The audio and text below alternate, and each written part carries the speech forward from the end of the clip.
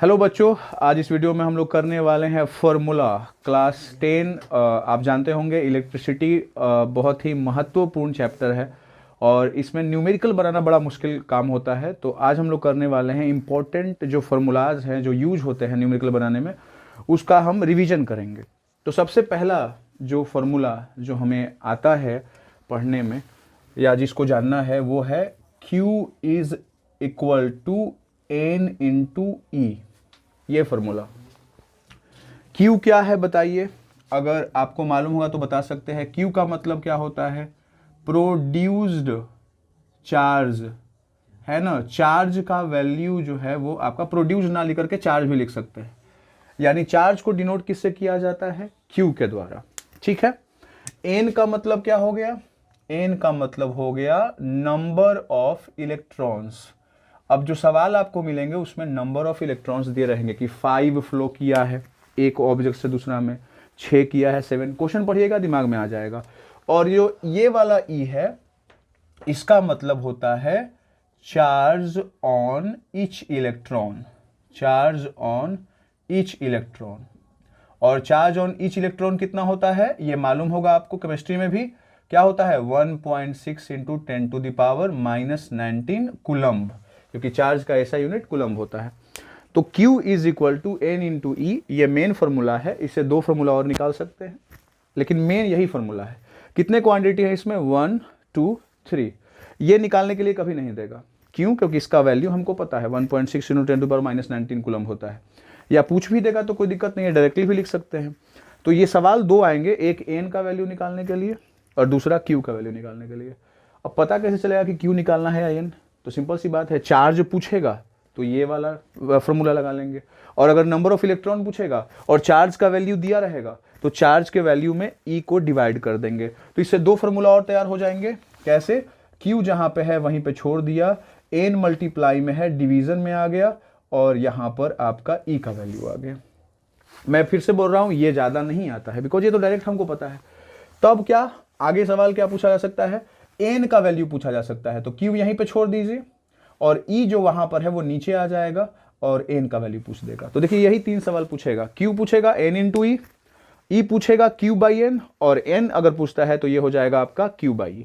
तो चार्ज से related question अगर पूछेगा तो यही पूछेगा न्यूमेरिकल में, इससे ज्यादा हार्ड नहीं है। करंट का फॉर्मूला जो यूज होता है, तो करंट का जो सिंबल होता है वो सबको पता होगा, I होता है, और I का फॉर्मूला होता है Q बाई T।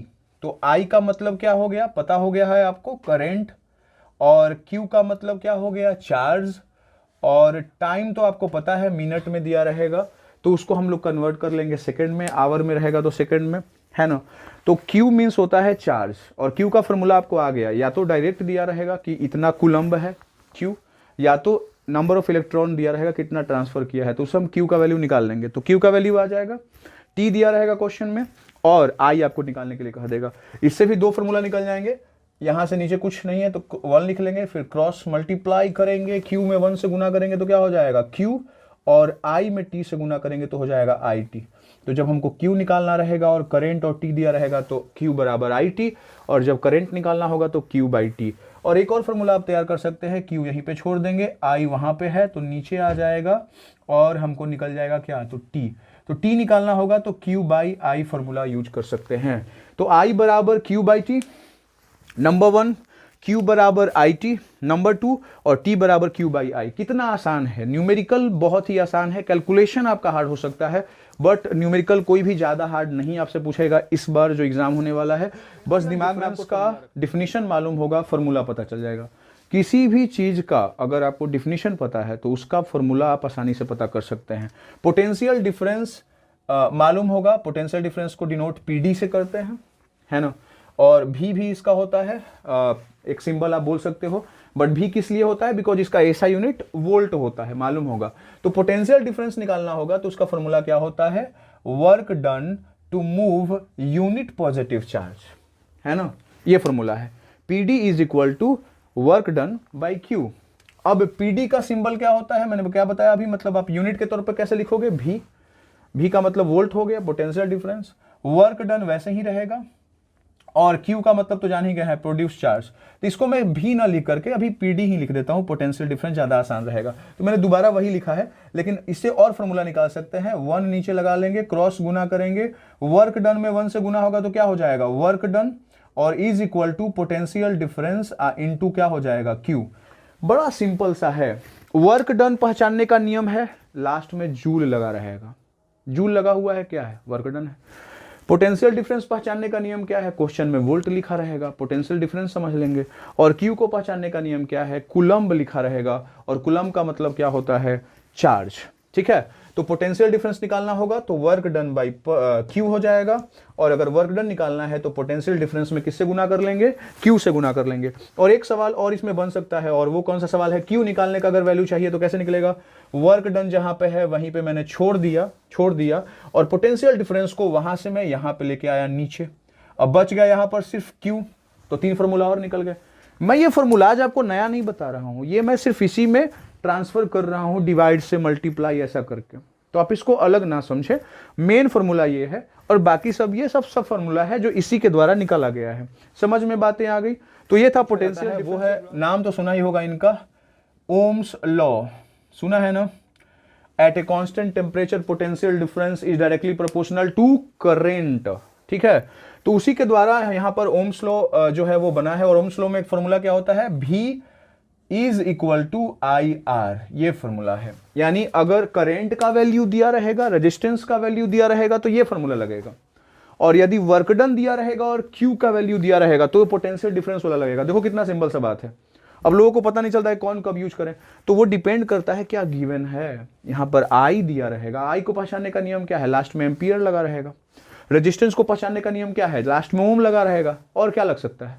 तो I और R दिया रहेगा तो भी निकालना कितना आसान हो जाएगा। ये ओम्स लॉ है, मालूम होगा। भी यहीं पे छोड़ दीजिए, R वहां से यहां नीचे लेके आइए, I का फॉर्मूला हो गया V बाई R। और एक और बना सकते हैं, क्या, भी यहीं पे छोड़ दीजिए, और किसको लेके आ जाइए, बताइए जल्दी, I को यहां पे लेके आ जाइए, तो किसका फॉर्मूला आ जाएगा, R का। मैं फिर से बोल रहा हूं, मेन फॉर्मूला कौन है, V is equal to IR। इसी से दो निकाल दिए गए हैं। तो अब ये याद नहीं करना है, इसको दिमाग में रखना है। अगर इन तीनों में से कोई भी 2 दिया रहेगा, तीसरा निकालना रहेगा, कितना इजी होगा। अगर कैलकुलेशन आपका डिफिकल्ट है थोड़ा सा, तो आपको दिक्कत होगा ये सब आसान क्वेश्चन बनाने में भी। अगर आपका वो आसान है, आपका कैलकुलेशन बड़ा इजी है, तो आप इन सब सवालों को बड़ा आसानी से बना सकते हैं। कहीं कहीं डायरेक्ट दिया रहता है और कहीं कहीं डायरेक्ट नहीं दिया रहता है। जैसे यहाँ पर पोटेंशियल डिफरेंस है, तो पोटेंशियल डिफरेंस डायरेक्ट ना देकर के पहले पोटेंशियल डिफरेंस निकालने के लिए कह देगा, ये भी हो सकता है। और पोटेंशियल डिफरेंस निकालने के लिए हमको क्या क्या चाहिए, वर्क डन और Q का वैल्यू, क्योंकि पोटेंशियल डिफरेंस का फॉर्मूला क्या होता है, work done by per unit charge, बताया गया अभी पीछे। तो Ohm's law V is equal to IR, और इसी में घुमा फिरा कर क्वेश्चन पूछेगा। ठीक है, इसमें जो एक वर्ड आया है यहाँ पर R, इसका मतलब होता है रेजिस्टेंस, मालूम होगा, ये हो गया रेजिस्टेंस। ठीक है, I का मतलब क्या हो गया, बताओ जल्दी, करंट, ये तो पढ़ चुके हो। और V का मतलब क्या हो गया, PD यानी पोटेंशियल डिफरेंस। पोटेंशियल डिफरेंस को पहचानने का नियम, लास्ट में वोल्ट लगा रहेगा। ठीक है, रेजिस्टेंस को पहचानने का नियम, लास्ट में ओम लगा रहेगा। और करंट को पहचानने का नियम, लास्ट में एम्पियर लगा रहेगा। ठीक है, बातें समझ में आ गई। ये हो गया। आप ये बोल सकते हो कि यहाँ पर ये जो मेन फॉर्मूला है वो रेजिस्टेंस निकालने का मेरे को मिल गया। क्या रेजिस्टेंस बराबर क्या होता है, पोटेंशियल डिफरेंस, है ना। अब बाई नीचे क्या करें, ये रेजिस्टेंस इज इक्वल टू, आपने अभी पढ़ा V बाई I, आपने अभी R के बारे में पढ़ा कि R is equal to V by I होता है, अभी पढ़ा आपने। लेकिन रेजिस्टेंस का एक और फॉर्मूला है जो आपने पढ़ा होगा, वो ऐसा होता है, ये वाला साइन शायद पढ़ा होगा। इसको बोला जाता है RH-O, यानी रो, ऊपर हो जाएगा L और नीचे हो जाएगा A। अब मैं बता रहा हूं वो समझिए। अगर आपको न्यूमेरिकल में कहीं पर भी कैलकुलेशन में सबसे ज्यादा हार्डेस्ट पार्ट मिलेगा तो यही है, रो L बाई A। अब इसमें क्या है, A की जगह पे क्या होता है यूज, पाई R स्क्वायर। क्यों, क्योंकि वायर का एरिया लिया जाता है, और वायर का एरिया इधर से क्या होता है, सर्कुलर। तो सर्कल का एरिया क्या होता है, पाई R स्क्वायर। तो R दिया रहेगा, पाई R स्क्वायर से निकाल लेंगे एरिया, डायरेक्ट दिया रहेगा और आसान। L का मतलब क्या होता है, लेंथ, लेंथ दिया रहेगा। पहचानने का नियम, लास्ट में मीटर लगा रहेगा। एरिया को पहचानने का नियम क्या है कि लास्ट में मीटर स्क्वायर या सेंटीमीटर स्क्वायर रहेगा। लेकिन याद रखिएगा हर एक यूनिट को आपको क्या में चेंज करना है, ऐसा यूनिट में। उसके बाद रो का वैल्यू गिवन रहता है वो हमेशा। रो का मतलब क्या होता है बताइएगा, रो का मतलब होता है रेजिस्टिविटी, रेजिस्टिविटी। याद रखिएगा इसको। और ये भी याद नहीं करना है, ये मैंने समझाया है आपको जब मैं पढ़ाया है कि रेजिस्टेंस का डायरेक्टली प्रोपोर्शनल होता है वो लेंथ का, लेंथ बढ़ेगा रेजिस्टेंस बढ़ेगा, एरिया बढ़ेगा तो रेजिस्टेंस घटेगा, और ये कांस्टेंट के रूप में लिया जाता है जो उस पर्टिकुलर ऑब्जेक्ट का रेजिस्टिविटी होता है, और ये गिवन रहता है। कॉपर का अलग होगा, मतलब सिल्वर का अलग होगा, ये आप जानते होंगे। तो resistance is equal to rho L by ए।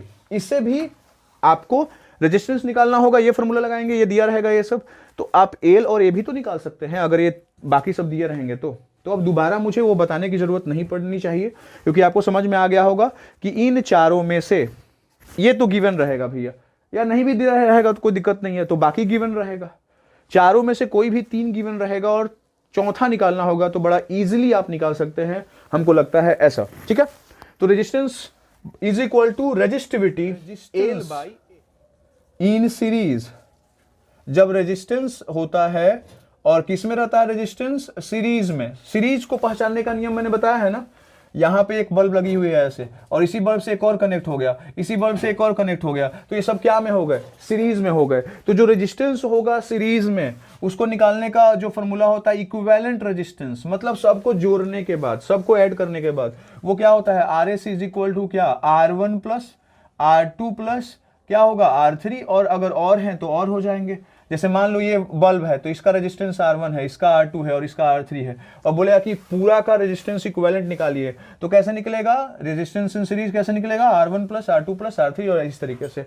लेकिन कभी कभी ऐसा होता है कि ये सब का वैल्यू सेम देता है, मतलब मान लो ये R है, भी R है, भी R है, तब कैसे होगा, तब रेजिस्टेंस इन सीरीज जो है वो डायरेक्ट निकल जाएगा। कौन सा फॉर्मूला लगेगा, N इंटू R।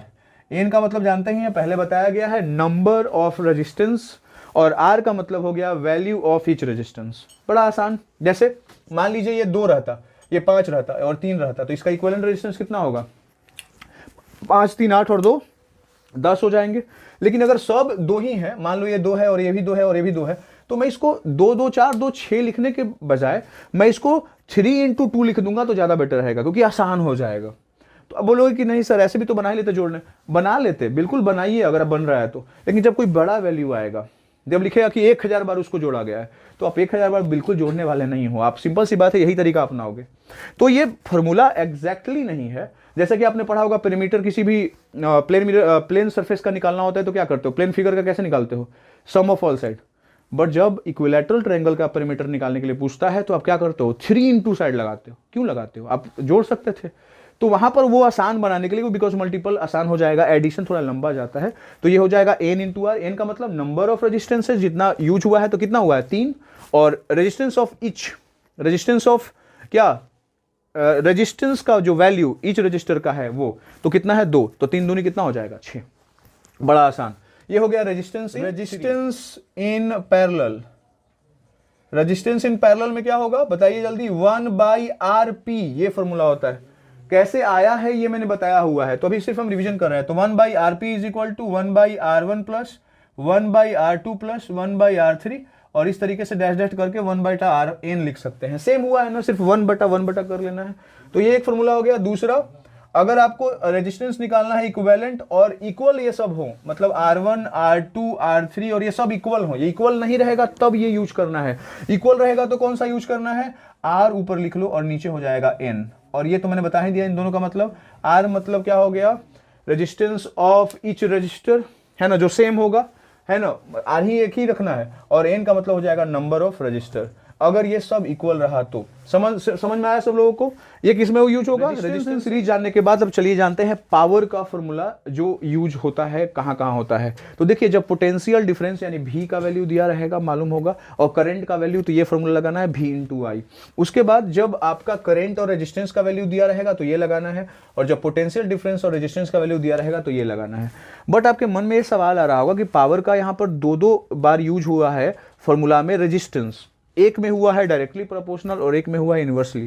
डायरेक्टली का पहचानने का नियम क्या है, ऊपर है तो डायरेक्टली है, और अगर बटा के नीचे है तो इनवर्सली है। तो ऐसा इसलिए हुआ है कि सीरीज में हमको ज्यादा रेजिस्टेंस की जरूरत होती है, इसलिए इसको डायरेक्टली, और जब पैरेलल में यूज करेंगे तो नीचे, ताकि मेरा रेजिस्टेंस का वैल्यू क्या हो जाए, कम हो जाए। तो अगर क्वेश्चन में आपको कंफ्यूजन होगा तो ये दिमाग में रखिएगा कि जब भी सीरीज कॉम्बिनेशन की बात आएगी तो आपको I² R लगाना है, और जब भी आपको पैरेलल रहेगा तो V² R लगाना है। मैं जो बातें बता रहा हूँ उसको नोट करिए, दिमाग में रखिए, और अगर कोई भी न्यूमेरिकल में आपको दिक्कत हो रहा है तो आप बोलिए। मैं कम से कम मिनिमम बता रहा हूँ, आपका एनसीईआरटी बन जाएगा, आपका एस्टन बन जाएगा, उसके बाद की भी बातें मैं बता दूंगा, लेकिन उसके लिए थोड़ा सा और डीपली पढ़ना पड़ेगा। तत्काल इतना सवाल बन जाएगा। पावर के बाद आता है, एंट्री मारता है एनर्जी, और एनर्जी का फॉर्मूला होता है पावर इनटू टाइम। ये आपने 9 क्लास में पढ़ा होगा, 9 क्लास में तो आपने ये भी पढ़ा होगा। तो पावर का एक और फॉर्मूला क्या होता है बताइए, work done by per unit time. ठीक है, तो डायरेक्टली भी पूछ देगा कि कोई इलेक्ट्रिक अप्लायंस इतना वर्क किया है, इतना टाइम लिया है, पावर निकलिए उसका, निकाल लेंगे भैया, क्यों नहीं निकालेंगे। और इलेक्ट्रिकल एनर्जी निकालने का फॉर्मूला क्या है, डायरेक्ट पावर और टाइम दिया रहेगा तो निकाल लेंगे पावर में टाइम से गुना करके। और अगर नहीं दिया रहेगा और एनर्जी निकालना होगा तो बड़ा सिंपल सा है, पावर का सारा फॉर्मूला एनर्जी का फॉर्मूला हो जाएगा। देखो पावर इनटू टाइम है, कैसे कैसे हो जाएगा जल्दी बताओ। वी आई है और उसमें टी से गुना हो जाएगा वी आई टी, और आई स्क्वायर आर है, आई स्क्वायर आर में टी से गुना हो जाएगा आई स्क्वायर आर टी, और वी स्क्वायर बाई आर में टी से गुना होगा तो V square by R into T हो जाएगा। ये सब फॉर्मूला एनर्जी वाले मतलब फॉर्मूला निकालने में यूज हो सकता है। बस सिर्फ क्या करना है, टाइम को इंक्लूड कर देना है, और ये दिमाग में रखना है, सीरीज रहेगा तो ये वाला, और अगर पैरेलल रहेगा तो ये वाला रेजिस्टेंस वाला फॉर्मूला आपको यूज करना है। तो मुझे लगता है कि सारा फॉर्मूला लगभग हो चुका है। ठीक है, अब बाकी शेष नहीं रह गया है इसमें। अगर कोई सवाल ऐसा जो इससे अलग आता है ना, जो आपके सिलेबस में होना चाहिए, ऐसा नहीं कि 11-12 वाला ऐसा ला के बोलो कि ये वाला भी, ऐसा नहीं, 10 क्लास तक अगर आपको कोई दिक्कत हो रहा है तो आप कमेंट करिएगा, उससे जुड़ा हुआ जो जवाब होगा, रिप्लाई होगा, या तो मैं दूंगा या तो उसका एक वीडियो बना दूंगा अलग से। चलिए ठीक है, धन्यवाद आप लोगों का।